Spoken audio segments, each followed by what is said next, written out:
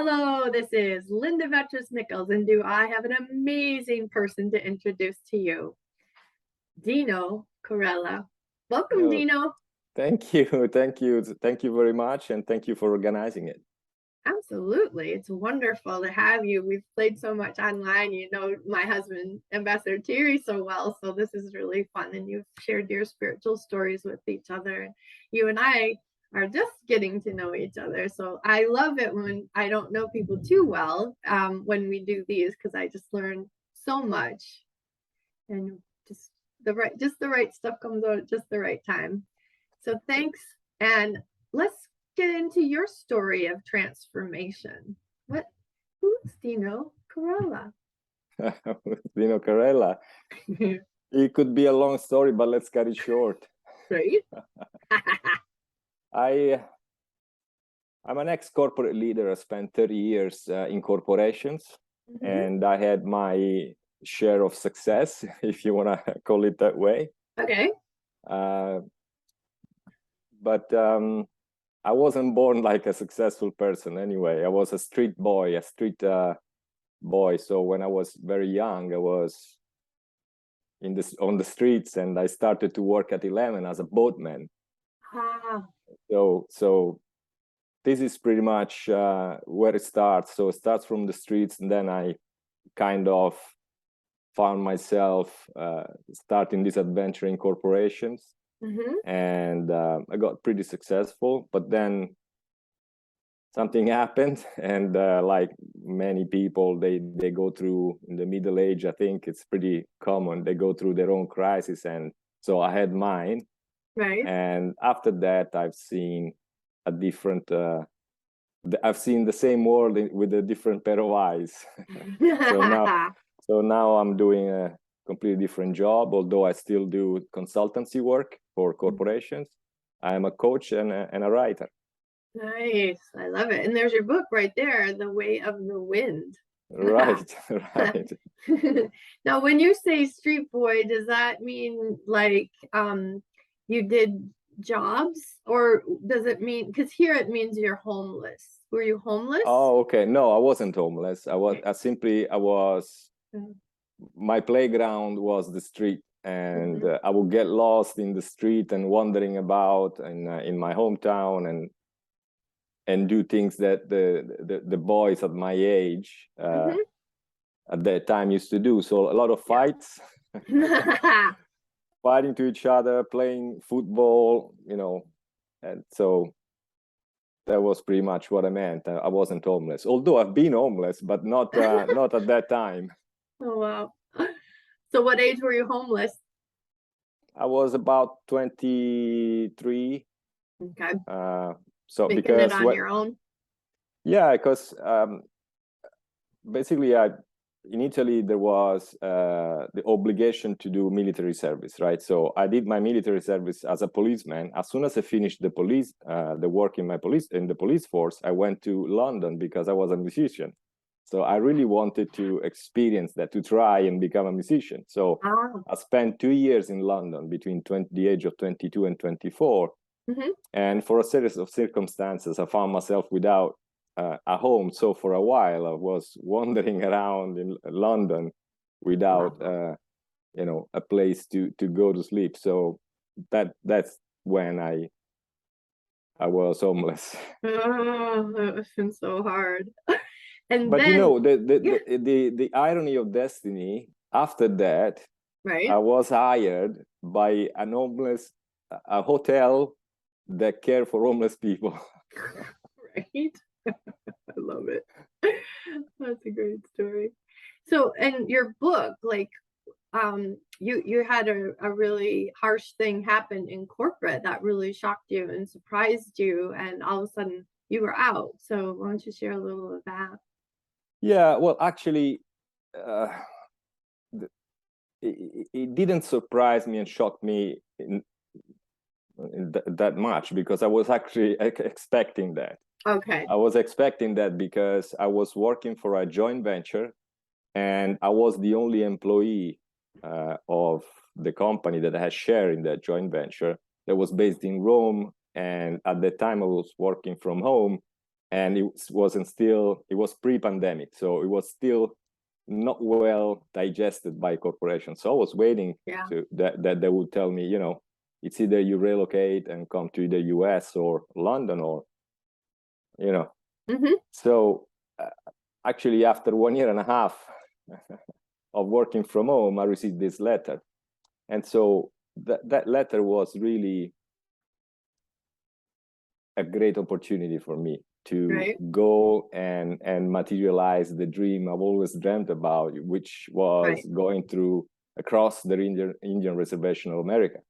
And so this is what I did. So I received the letter,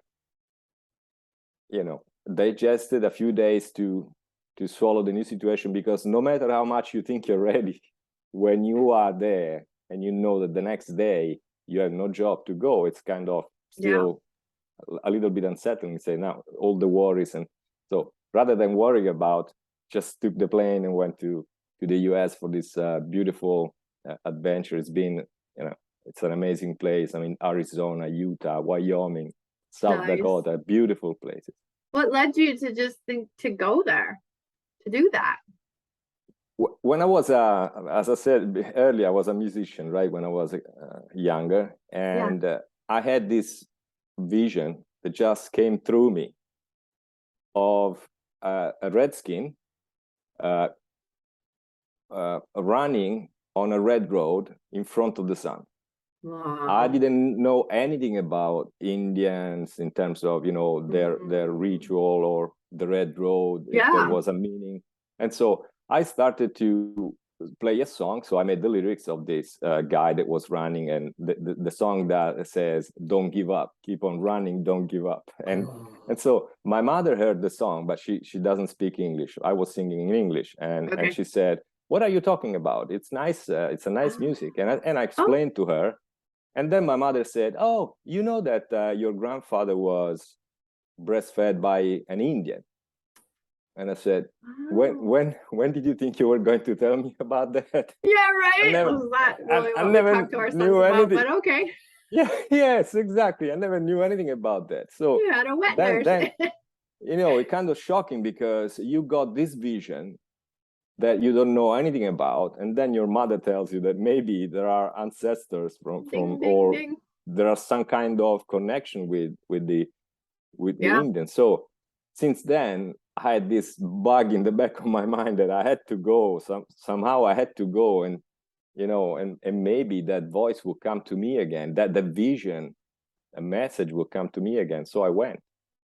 Wow, that's so cool. Yeah, that's the story. And that is a great story. Yeah, and we sorry, go ahead. No, go for it.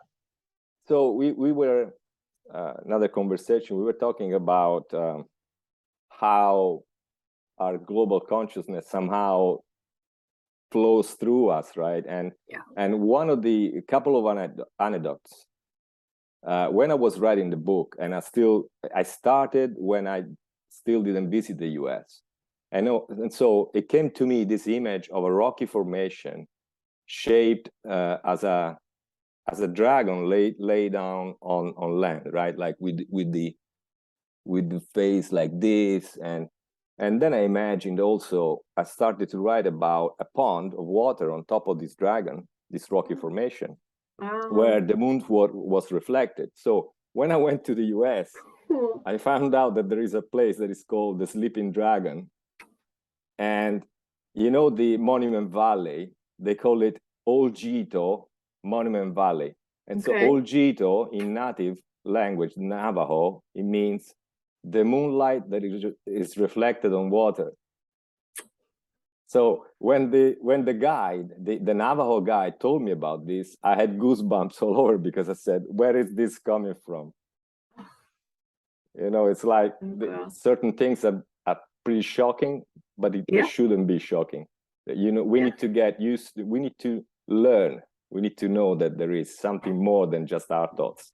Yeah, man. So cool. Love it.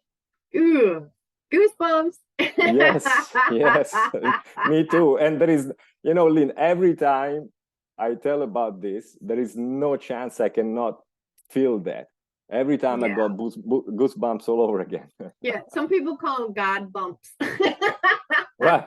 Well, God bumps. yeah. I love that. So you've been on like kind of a book tour, and when you are in front of an audience, what, you know, and people reading your book, what has been the biggest reaction from people reading your book? What's kind of that number one thing that just seems to really grab them, if you could only pick one? Well, yeah. Well, they asked me several times that because the female aspect, so women play a big role, and so why is that? They asked me, and this seems to be pretty much a question that is asked all the time. That's interesting. And so what's your answer? Because I see you got a purse going there with your book. Well, so your branding's very spot on. you know, women, it's, to me, well, it's love, okay? It's love and it's roots and it's home and it's being nurtured. Yeah. And that there is an openness in women that I don't see in men. Women are more capable of dealing with their vulnerabilities, and not dealing, but at least exposing their vulnerabilities. In comparison to men. Men tend to hide them. Men still think that they need to play the part of being the strong, being the guys that know it all, that they solve the problems, and so they're actually in denial. Yeah. And well, so men are about competition too. So, you know, you don't show your vulnerabilities to your competitor, right? Exactly. Yeah, I hear you. Exactly. So all these things that are so fashionable these days, you know, cooperation, listening, these are really female traits to me. Yeah. And we need to embrace those very much, because it is not in the exclusive in the exclusivity of women, because also men have it. And perhaps the reason why there is so much violence in the world is because men haven't learned to deal with their feminine side. Yeah, I agree. And there's a lot of burnout in the world because just, you know, the testosterone is a like boom, boom, boom, you know, women don't have that. So like if a woman stepped into corporate, she had to go into this completely masculine world, and it's just ripe for burnout for both sexes, especially for women. So that was another really sad thing that's gone on throughout time here. So thank you so much, Dino. This has been wonderful. Thank you.